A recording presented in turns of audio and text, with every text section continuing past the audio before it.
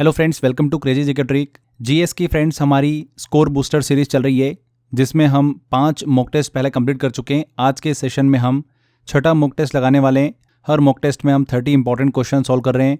जो अभी एग्जाम का लेटेस्ट पैटर्न है उसी को ध्यान में रखते हुए ही ये सारे एमसीक्यू मैंने आपके लिए प्लान करे हैं। 30 क्वेश्चन है।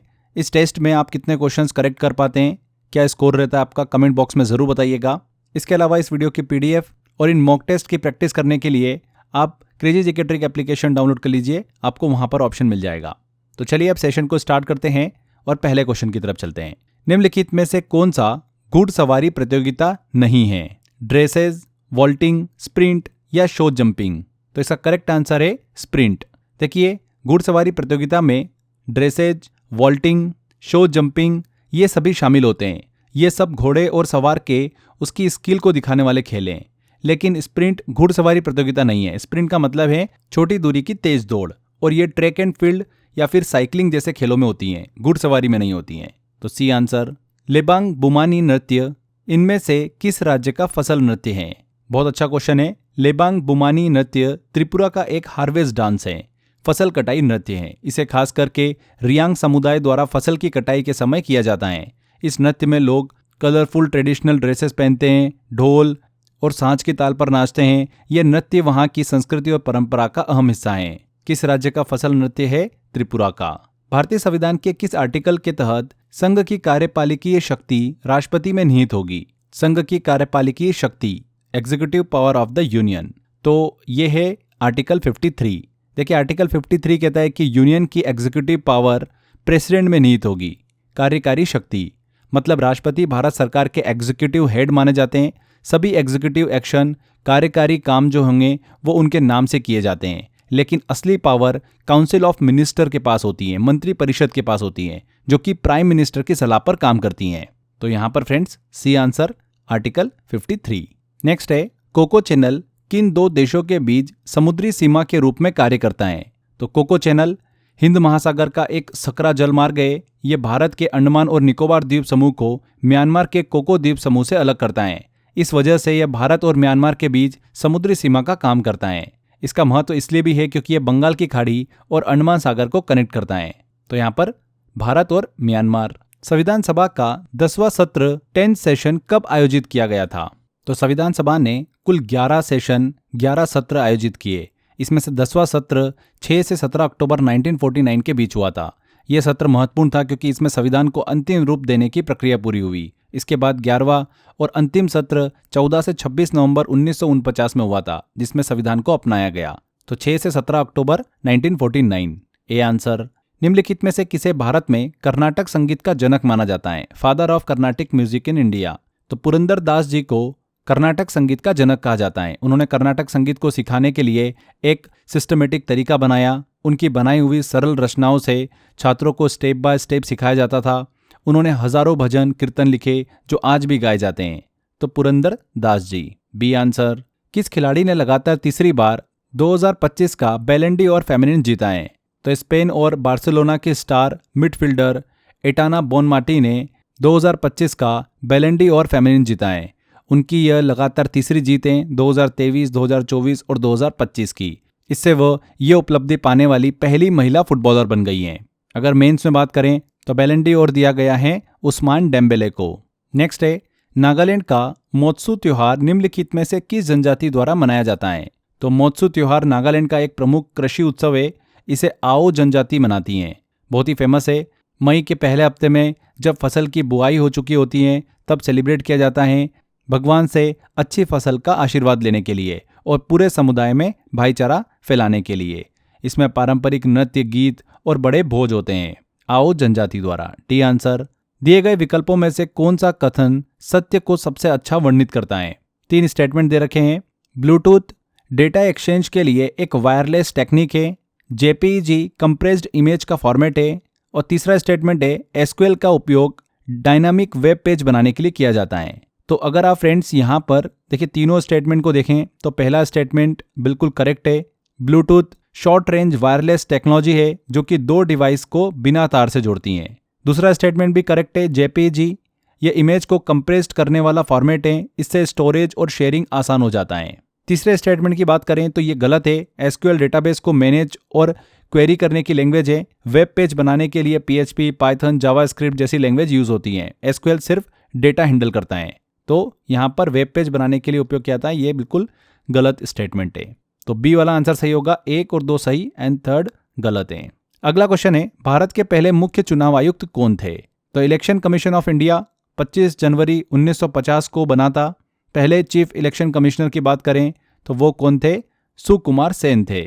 उनका कार्यकाल 21 मार्च 1950 से 19 दिसंबर 1958 तक चला। उनकी सबसे बड़ी उपलब्धि ये रही कि भारत का पहला आम चुनाव जो कि 1951-1952 में हुआ, उसको सफलतापूर्वक उन्होंने कराया था। सुकुमार सेन। अगला क्वेश्चन आता है, निम्नलिखित में से कौन सा प्रोटोकॉल इंटरनेट में रिमोट लॉगिन के लिए उपयोग किया जाता है? तो telnet telecommunication network remote login के लिए प्रोटोकॉल है। इससे आप किसी दूर के कंप्यूटर पर लॉगिन करके उसके कमांड्स चला सकते हैं। टेलनेट। अगर हम FTP की बात करें तो फाइल ट्रांसफर प्रोटोकॉल है, फाइल ट्रांसफर करने का काम करता है। UDP की बात करें तो यूजर डेटाग्राम प्रोटोकॉल है, फास्ट डेटा ट्रांसफर के लिए स्ट्रीमिंग और गेमिंग में यूज होता है। RARP की बात करें, reverse address resolution protocol, device अपने मैक एड्रेस से IP एड्रेस पता करती हैं। तो करेक्ट आंसर होगा टेलनेट। नेक्स्ट क्वेश्चन है, कॉलम A और कॉलम B को यहाँ पर मिलान करना है। Blue collar, white collar, red collar. Column A में दे रखा है, कॉलम B में दे रखा है सिविल सर्वेंट, प्लम्बर और सॉफ्टवेयर इंजीनियर। तो देखिए, ब्लू कॉलर की बात करें मतलब मैनुअल वर्क करने वाले लोग, एग्जाम्पल प्लम्बर। व्हाइट कॉलर की बात करें मतलब ऑफिस जॉब्स करने वाले प्रोफेशनल्स, एग्जाम्पल के तौर पर software engineer. Red collar jobs कौन सी हो गई? गवर्नमेंट जॉब्स करने वाले, एग्जाम्पल के तौर पर सिविल सर्वेंट। तो यहाँ पर जो सीक्वेंस बनेगा वो बनेगा 2, 3, 1, जो कि C वाले ऑप्शन में दे रखा है। अगला है, ख्याल के प्रतिपादक के रूप में पंडित भीमसेन जोशी किस संगीत घराने से संबंधित थे? तो पंडित भीमसेन जोशी हिंदुस्तानी क्लासिकल म्यूजिक के महान गायक थे। उन्होंने ख्याल शैली को पॉपुलर बनाया। उनका संबंध किस घराने से था? किराना घराने से था। उनके गुरु थे सवाई गंधर्व। तो किस घराने से संबंधित थे? किराना घराने से संबंधित थे। प्रधानमंत्री फसल बीमा योजना में फसल कटाई के बाद के कितने दिनों तक के नुकसान को कवर किया जाता है? तो प्रधानमंत्री फसल बीमा योजना में हार्वेस्टिंग मतलब फसल कटाई के बाद 14 दिनों तक के नुकसान पर बीमा कवर मिलता है। कितने दिनों तक? 14 दिनों तक। यह कवर तब मिलता है जब खेत में फसल काटकर सुखाने के लिए छोड़ दी गई हो और उस दौरान नेचुरल क्लाइमेटीज जैसे कि साइक्लोन, हैवी रेन या फिर अनसीजनल रेन से नुकसान हो गया हो, तब ये कवर दिया जाता है। 14 दिन यहाँ पर करेक्ट होगा। यहाँ पर दोस्तों हम आगे बढ़ें उससे पहले एक छोटी सी इन्फॉर्मेशन है आप सभी के लिए। आने वाले टाइम में जैसे कि हम सभी को पता ही है कि बहुत सारी एग्ज़ाम लाइनअप है। SSC CHSL की एग्ज़ाम होने वाली है, CGL की एग्ज़ाम होने वाली है, दिल्ली कांस्टेबल का पेपर होने वाला है, MTS का पेपर होने वाला है, UPSI का पेपर होने वाला है। तो इन सभी एग्ज़ाम्स को ध्यान में रखते हुए हमने लास्ट टाइम रिवीजन के हिसाब से आपके लिए एग्ज़ाम वाइज स्पेशल पैकेज हमने प्लान किए हैं। इसमें आपको GS के प्रीवियस ईयर क्वेश्चंस के 1 लाइनर दिए हुए हैं एंड मोस्ट एक्सपेक्टेड क्वेश्चन के 1 लाइनर हमने ऐड करके दे रखे हैं। इसके अलावा अलग अलग सब्जेक्ट्स के हमने आपको लास्ट टाइम प्रैक्टिस के लिए ई बुक प्रोवाइड करी है। मैथ्स, इंग्लिश, रीजनिंग, इनके टॉपिक वाइज हमने ई बुक आपको प्रोवाइड करी है। फुल लेंथ एग्जाम के हिसाब से हमने आपको मॉक टेस्ट भी दिए प्रैक्टिस के लिए। करंट अफेयर के लिए हमने पिछले 2 साल का आपको करंट अफेयर प्रोवाइड करा है, जिससे करंट अफेयर का हमारा क्वेश्चन एक भी गलत नहीं होगा। बात करें प्राइस की तो मात्र 30 से 50 रुपये के बीच में इनका प्राइस होने वाला है। बहुत ही नॉमिनल रखा है। आप इसको एनरोल कर सकते हैं। कहाँ से करेंगे? इसके लिए दिए गए नंबर पर भी आप कॉल कर सकते हैं and crazy GK trick application download कर लीजिएगा। वहाँ पर आपको ऑप्शन मिल जाएगा। इस वीडियो के डिस्क्रिप्शन बॉक्स और कमेंट बॉक्स में भी लिंक दे रखा है, वहाँ पर क्लिक कर भी आप सीधे एनरोल कर सकते हैं। तो एक छोटी सी इन्फॉर्मेशन थी आप सभी के लिए। एक एक नंबर बहुत इंपॉर्टेंट होता है। एक एक नंबर से सिलेक्शन जो है वो रुक जाता है। तो जितना हो सके हमको एफर्ट्स लगाने हैं। तो मेरी तरफ से जो मैंने बेस्ट रहा आपको इन पैकेज में प्रोवाइड किया है, तो ज़्यादा से ज़्यादा बच्चे इसको एनरोल कर सकते हैं। तो एक छोटी सी अपडेट थी आप सभी के लिए। चलिए वापस आते हैं लेक्चर पर। भार्गवास्त्र किस उद्देश्य के लिए बनाया गया है? तो भार्गवास्त्र एक इंडिजीनियस स्वदेशी एंटी स्वार्म ड्रोन सिस्टम है। इसका काम है स्वार्म ड्रोन यानी एक साथ अटैक करने वाले सैकड़ों छोटे छोटे ड्रोन को डिटेक्ट कर और न्यूट्रलाइज करना। इसे पारस एरोस्पेस ने मेक इन इंडिया इनिशिएटिव में बनाया है। इसका नाम जो है वो भगवान परशुराम के अस्त्र भार्गवास्त्र से लिया गया है। तो ऑप्शन अगर आप देखेंगे D option, counter swarm drones, झुंड ड्रोनों के खतरे का मुकाबला करने के लिए। D answer. पहले और द्वितीय विश्व युद्ध के कारण किन वर्षों में ओलंपिक आयोजित नहीं हुए? तो मॉडर्न ओलंपिक्स की बात करें तो 3 बार ये कैंसिल हुए हैं। 1916 में फर्स्ट वर्ल्ड वॉर के टाइम, फिर 1940 और 1944 में सेकेंड वर्ल्ड वॉर के टाइम। 1940 टोक्यो में होने थे और 1944 लंदन में होने थे, लेकिन युद्ध की वजह से नहीं हो पाए। तो 16, 40 और 44 मतलब बी आंसर। जमींदारी एसोसिएशन लैंड होल्डर्स सोसाइटी 1838 का मुख्य उद्देश्य क्या था? तो ये एसोसिएशन कलकत्ता में बनी थी। फाउंडर थे इसके द्वारकानाथ टैगोर और राधाकांत देव। इसका मेन पर्पस था लैंडलॉर्ड्स जमींदारों के इंटरेस्ट को ब्रिटिश गवर्नमेंट के सामने प्रोटेक्ट करना। यह इंडिया का पहला ऑर्गेनाइज्ड पॉलिटिकल एसोसिएशन माना जाता है। जमींदारी एसोसिएशन केवल जमींदारों के लिए। यहाँ पर देखिए सी ऑप्शन, बंगाल के जमींदारों के हितों की रक्षा करना, सेफगार्ड लैंडलॉर्ड्स इंटरेस्ट। अगला आता है क्वेश्चन, निम्नलिखित विषय वस्तुओं को उनके संबंधित आर्टिकल के साथ सुमेलित करना है। चलिए एक एक करके देखिए, सॉल्व करते हैं। पहला है देखिए, चुनावों का अधीक्षण, निर्देशन और नियंत्रण एक चुनाव में निहित किया जाएगा। ये कौन बोलता है? आर्टिकल 324। देखिए भारतीय संविधान का आर्टिकल 324(1) ये प्रावधान करता है कि पार्लियामेंट, स्टेट लेजिस्लेचर, प्रेसिडेंट और वाइस प्रेसिडेंट के चुनावों का सुपरिटेंडेंस, डायरेक्शन और कंट्रोल इलेक्शन कमीशन में निहित होगा। इसलिए पहले का हो गया यहाँ पर बी। दूसरा देखते हैं, विधानमंडल के चुनाव के संबंध में प्रावधान करने की संसदीय शक्ति। तो ये आर्टिकल 327 से रिलेट करता है। ये आर्टिकल 327 देखिए संसद को ये शक्ति देता है कि चुनावों के संबंध में प्रावधान करने के लिए कानून बना सके।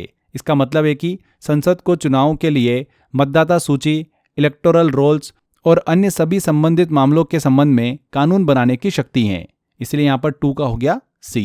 एंड लास्ट बचा हमारा तीसरा वाला, जो कि है चुनावी मामले में न्यायालयों द्वारा किए जाने वाले हस्तक्षेप पर रोक। ये आर्टिकल 329, ये अनुच्छेद चुनावी मामले में अदालतों के हस्तक्षेप पर रोक लगाता है। तो सीक्वेंस बना देखिए यहाँ पर बी, सी और ए, जो कि डी वाले ऑप्शन में दे रखा है। अगला आता है, पुरुषों के लिए कबड्डी के मैदान की लंबाई, चौड़ाई, लेंथ और विड्थ क्या होती है? कबड्डी के मैदान की। तो कबड्डी एक टीम स्पोर्ट है जिसमें 2 टीमें होती है जो कि एक कोर्ट पर खेलती है। मेंस के लिए जो मानक कबड्डी मैदान होता है उसकी लंबाई चौड़ाई होती है 13 metre into 10 metre. 13 metre into 10 metre. यहाँ पर ए आंसर बिल्कुल करेक्ट होगा। अगर महिलाओं के लिए पूछे तो जो मैदान की डायमेंशन होगी वो 12 मीटर इंटू 8 मीटर होती है। मैदान को 2 हिस्सों में बांटा जाता है, बीच में एक मिडिल लाइन होती है। ध्यान रखना इस चीज को। पुरुषों के लिए पूछा है तो 13 मीटर इंटू 10 मीटर। निम्नलिखित में से कौन भारत और चीन के बीच स्थित एक पहाड़ी दर्रा है? माउंटेन पास है। खैबर पास, पंगसो पास, कारकोरम पास या जोजिला पास। तो माउंटेन पासेस पहाड़ों के बीच के नेचुरल रूट्स होते हैं जो कि ट्रेड, ट्रांसपोर्टेशन और मिलिट्री मूवमेंट के लिए बहुत ही महत्वपूर्ण होते हैं। कारकोरम पास भारत और चीन के बीच स्थित एक पहाड़ी दर्रा है, पास है। यह भारत के लद्दाख और चीन के शिनजियांग क्षेत्र को जोड़ता है। यहाँ पर कारकोरम पास बिल्कुल करेक्ट होगा। खैबर पास जो है पाकिस्तान और अफगानिस्तान के बीच स्थित है। पंगसो पास जो है ये भारत मतलब अरुणाचल प्रदेश और म्यांमार के बीच स्थित है। जोजिला पास भारत में श्रीनगर और लेह को जोड़ता है। यह भारत और चीन के बीच नहीं है। तो काराकोरम पास सी आंसर बिल्कुल यहाँ पर करेक्ट होगा। पंजाब के किस राजा ने शाह शुजा और अंग्रेजी कंपनी के साथ त्रिपक्षीय संधि की थी? तो 1838 की त्रिपक्षीय संधि एक राजनीतिक समझौता था जिसका उद्देश्य था अफगानिस्तान में ब्रिटिश प्रभाव को बढ़ाना। इस संधि के 3 मुख्य पक्ष थे, महाराजा रणजीत सिंह पंजाब के शासक, शाह शुजा अफगानिस्तान का पूर्व शासक जिसे ब्रिटिश पुनः स्थापित करना चाहते थे, और तीसरा ब्रिटिश ईस्ट इंडिया कंपनी। संधि का मुख्य उद्देश्य था दोस्त मोहम्मद खान को हटाकर शाह शुजा को अफगानिस्तान के सिंहासन पर पुनः स्थापित करना। इस संधि पर महाराजा रणजीत सिंह ने हस्ताक्षर किए थे। यहाँ पर रणजीत सिंह बिल्कुल करेक्ट होगा। ग्लोबल इनोवेशन इंडेक्स में भारत का रैंक क्या है? तो 2025 लेटेस्ट की बात करें तो ग्लोबल इनोवेशन इंडेक्स में भारत की रैंक है 38। यह इंडेक्स हर साल World Intellectual Property Organization WIPO द्वारा प्रकाशित किया जाता है। भारत ने पिछले रिपोर्ट की तुलना में 8 स्थान की बढ़त हासिल की है और 46वें से ऊपर उठते हुए भारत आ गया है 38वें स्थान पर। टॉप 3 कंट्री कौन कौन सी है? स्विट्जरलैंड, स्वीडन और United state of America. Bharat की रैंक है 38 सी आंसर। निम्नलिखित में से किसने मुगल कुलीनता का वर्णन करते हुए शाहजहां के शासनकाल में 4 चमन पुस्तक लिखी थी? तो मुगल साम्राज्य, मुगल एम्पायर के दौरान कई विद्वानों ने इतिहास और जीवनी पर महत्वपूर्ण कृतियां लिखी है। 4 चमन नामक पुस्तक शाहजहां के शासनकाल में लिखी गई एक महत्वपूर्ण कृति है। इस पुस्तक के लेखक है चंद्रबान ब्राह्मण, जो कि शाहजहां के दरबार में एक प्रसिद्ध फारसी लेखक और कवि थे। 4 चमन में मुगल साम्राज्य के कुलीनता, प्रशासन, एडमिनिस्ट्रेशन और कल्चर का वर्णन है। यह उस समय के सामाजिक और राजनीतिक जीवन पर एक महत्वपूर्ण इंसाइट प्रदान करता है। चंद्रभान ब्राह्मण। A answer. जलोढ़ मृदाओं का रंग किसके जैसा होता है? तो जलोढ़ एल्यूवियल सॉइल का रंग जो होता है वो हल्के धूसर से राख धूसर, light grey to ash grey. जलोढ़ मृदा एल्यूवियल सॉइल नदियों द्वारा लाए गए महीन तलछट फाइन सेडिमेंट्स के जमाव से बनती है। ये भारत के उत्तरी मैदानों, नॉर्थर्न प्लेन्स में बहुत ही बड़े क्षेत्र में पाई जाती हैं। इस मिट्टी का रंग इसकी संरचना और कणों के आकार पर निर्भर करता है। आमतौर पर स्लिट और क्ले होती है। जलोढ़ मृदा का रंग आमतौर पर ध्यान रखिएगा लाइट ग्रे से लेकर एश ग्रे तक होता है, राख धूसर तक होता है। कुछ क्षेत्रों में यह बिल्कुल रेडिश ग्रे भी हो सकती हैं। यह मिट्टी बहुत ही फर्टाइल होती है, उपजाऊ होती है और एग्रीकल्चर कृषि के लिए बहुत ही अच्छी मानी जाती है जलोढ़ मृदा। नेक्स्ट आता है क्वेश्चन, एम.आर. श्रीनिवासन का मई 2025 में निधन हुआ, वे किस क्षेत्र से संबंधित थे? तो प्रसिद्ध न्यूक्लियर साइंटिस्ट एम.आर. श्रीनिवासन का 95 साल की उम्र में निधन हुआ है। इंडियन न्यूक्लियर एनर्जी सेक्टर में बहुत ही बड़ा योगदान रहा उनका। एटॉमिक एनर्जी कमीशन के अध्यक्ष भी रह चुके हैं। 2015 में इन्हें पद्म विभूषण से सम्मानित किया गया था। 1990 में पद्म भूषण और 1984 में पद्मश्री से भी सम्मानित किया जा चुका है। तीनों पद्म पुरस्कार से इन्हें सम्मानित किया जा चुका है। Doctor MR. श्रीनिवासन कौन थे? साइंटिस्ट थे। B answer. प्रसिद्ध सांस्कृतिक स्थल रानी की वाव किस नदी के तट पर स्थित है? तो रानी की वाव गुजरात के पाटन में स्थित एक प्रसिद्ध ऐतिहासिक सीढ़ीदार कुआं है। इसे यूनेस्को विश्व धरोहर स्थल के रूप में मान्यता प्राप्त है। इसका निर्माण 11वीं शताब्दी में सोलंकी राजवंश की रानी उदयमती ने अपने पति राजा भीमदेव प्रथम की याद में करवाया था। रानी की वाव सरस्वती नदी के तट पर स्थित है। ये अपनी जटिल वास्तुकला और मूर्तिकला के लिए बहुत ज़्यादा प्रसिद्ध हैं। रानी की वाव सरस्वती नदी के किनारे तट पर स्थित है। भारत को किस बीमारी के उन्मूलन के लिए WHO द्वारा प्रमाण पत्र प्रदान किया गया है? तो मई महीने में जिनेवा स्विट्जरलैंड में 78th वर्ल्ड हेल्थ असेंबली का आयोजन हुआ था। इसमें भारत को ट्रेकोमा डिसीज के उन्मूलन के लिए WHO द्वारा प्रमाण पत्र प्रदान किया गया है। भारत को ट्रेकोमा फ्री 8 अक्टूबर 2024 को घोषित किया गया था। उसके लिए उसे सर्टिफिकेट अब दिया गया है। अब Bharat south east Asia region में ऐसा करने वाला तीसरा देश बन गया है। इससे पहले नेपाल और म्यांमार भी इस बीमारी को पूरी तरीके से खत्म कर चुके हैं। ट्रेकोमा एक बैक्टीरिया के कारण होने वाला डिसीज है। नेक्स्ट आता है, निम्नलिखित में से किस पदार्थ में ध्वनि की गति सबसे अधिक होती है 25 डिग्री सेल्सियस पर? तो फ्रेंड्स, ध्वनि की गति का सिद्धांत अगर हम देखें, प्रिंसिपल डिस्कस करें, तो साउंड ध्वनि की गति माध्यम मीडियम के गुणों पर निर्भर करती है। साउंड की स्पीड सॉलिड में सबसे ज़्यादा होती है, फिर लिक्विड में, और सबसे धीमी होती है गैस में। सॉलिड में पार्टिकल जो होते हैं एक दूसरे के बहुत ही करीब होते हैं, वेरी क्लोज होते हैं, स्ट्रांगली बॉन्ड होते हैं। इससे कंपन जो होता है, वाइब्रेशन बहुत तेजी से एक कण से दूसरे कण में ट्रांसफर होते हैं। इसीलिए सॉलिड में साउंड की जो स्पीड होती है वो बहुत ही तेज होती है। अब यहाँ पर ऑप्शन देखिए, निकल, इस्पात, लोहा और एल्यूमिनियम। तो एल्यूमिनियम में साउंड की स्पीड सबसे ज़्यादा होती है 6420 मीटर पर सेकेंड। डी आंसर यहाँ पर करेक्ट होगा। इनका थोड़ा सा आपको डेटा दिमाग में रखना होता है, निकल, इस्पात, लोहा और एल्यूमिनियम का। अक्सर इनको घुमा फिरा के क्वेश्चन पूछ लेते हैं। अगला क्वेश्चन है, सूची 1 को सूची 2 से मिलान करना है। लिस्ट 1 को लिस्ट 2 से। लिस्ट 1 में एसिड दे रखा है, लिस्ट 2 में फूड सोर्स दे रखा है। कार्बनिक acid, lauric acid, butyric acid और इरूसिक एसिड। सबसे पहले हम कार्बनिक एसिड की बात करें, जिसका फॉर्मूला होता है H2CO3। एक बहुत ही कमजोर वीक एसिड है जो कि कार्बन डाइऑक्साइड और पानी के मिश्रण से बनता है। ये फिजी ड्रिंक और सोडा वाटर में मौजूद होता है। तो यहाँ पर ए का हो गया 3, सोडा वाटर। इसके बाद आता है second, lauric acid. Lauric acid एक बहुत ही देखिए सैचुरेटेड फैटी एसिड है जो कि मुख्य रूप से वेजिटेबल फैट्स में पाया जाता है। ये नारियल के दूध, कोकोनट मिल्क और कोकोनट ऑयल का एक महत्वपूर्ण घटक है। तो यहाँ पर हो गया कोकोनट मिल्क, बी का हो गया 4। ब्यूटेरिक एसिड की बात करें तो एक छोटा कार्बोक्सिलिक एसिड है, मुख्य रूप से बटर और डेयरी उत्पादकों में पाया जाता है। मक्खन को उसकी खास गंध और स्वाद देता है। तो यहाँ पर सी का हो जाएगा 2, बटर, मक्खन। एंड देखिए फोर्थ बचा हमारा इरूसिक एसिड, एक mono unsaturated omega 9 fatty acid है। ये मुख्य रूप से सरसों के तेल और रैपसेड ऑयल में पाया जाता है। तो डी का हो जाएगा 1। तो सीक्वेंस बन गया हमारा 3, 4, 2, 1, जो कि बी वाला ऑप्शन में दे रखा है। नेक्स्ट आता है, निम्नलिखित में से कौन ब्रिटिश औपनिवेशिक शासन के आर्थिक आलोचक का प्रतिपादक नहीं है? तो महात्मा गांधी ब्रिटिश शासन के सबसे बड़े आलोचक थे, लेकिन उनका दृष्टिकोण मुख्यतः राजनीतिक और नैतिक था। उन्होंने स्वदेशी, ग्राम स्वराज, ट्रस्टीशिप जैसे विचार दिए जो ब्रिटिश आर्थिक शोषण का विकल्प रहे। लेकिन दादा भाई नौरोजी, आरसी दत्त और एसएन बनर्जी ने ब्रिटिश नीतियों का आर्थिक विश्लेषण किया। इसलिए गांधी जी को आर्थिक आलोचना का प्रतिपादक नहीं माना जाता। महात्मा गांधी यहाँ पर करेक्ट होगा। यहाँ पर फ्रेंड्स हमारे ये 30 क्वेश्चंस कंप्लीट होते हैं। आई होप आपने बहुत अच्छे से सारे क्वेश्चन सॉल्व किए होंगे। जितना भी आपका स्कोर रहा है 30 में से आप कमेंट बॉक्स में अपना स्कोर ज़रूर बताइएगा। अगर आप इस टेस्ट में 25 के आसपास स्कोर कर लेते हैं विच मीन्स आपका जीएस का लेवल काफ़ी अच्छा है और ऐसे ही इसको मेंटेन करना है। अगर 20 के आसपास या 20 से कम है आपका तो थोड़ी सी मेहनत करने की ज़रूरत है। आप बिल्कुल बॉर्डर पर हो, थोड़ी सी मेहनत करोगे, एफर्ट्स लगाओगे तो जीएस में आप बहुत अच्छा करोगे एंड सिलेक्शन ईजिली होगा। अगर जीएस को लेकर आप प्रॉब्लम फेस करते हैं और उसका सॉल्यूशन ढूंढ रहे हो तो 100 आवर जीएस का मैंने कोर्स बना रखा है। 100 घंटे का ऐसा जीएस का कोर्स है जो कि आपको कंप्लीट सॉल्यूशन प्रोवाइड करता है लास्ट टाइम रिवीजन से लेकर, क्योंकि जीएस में सबसे बड़ा चैलेंज यही होता है कि इतने बड़े सिलेबस को हम कैसे कंप्लीट करें एंड रिवाइज कैसे करें एग्जाम से पहले। तो उसी को ध्यान में रखते हुए to the point exam oriented मैंने कोर्स बनाया हुआ है आपके लिए, जहाँ पर हमने कॉन्सेप्ट, ट्रिक सभी से बहुत अच्छे से स्टडी करी है। ऐसी इन्फॉर्मेशन जिसको याद रखना डिफिकल्ट होता है हमने ट्रिक से याद करा है, कॉन्सेप्ट से भी स्टडी करी है, हिंदी और इंग्लिश मिक्स में मैंने इसके अंदर पढ़ाया हुआ है। तो 100 घंटे के अंदर इस जीएस को मैंने आपको डिलीवर किया है।